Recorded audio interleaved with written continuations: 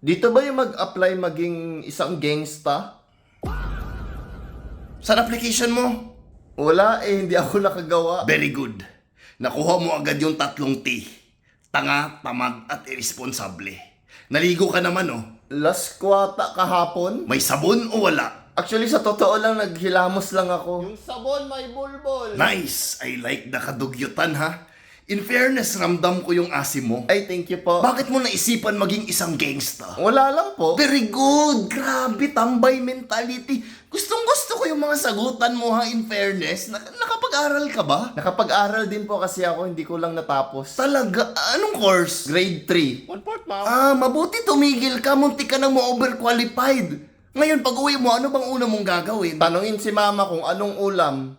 Uhab, tali. Isa ka ng official na gangsta. Boom, kalbo!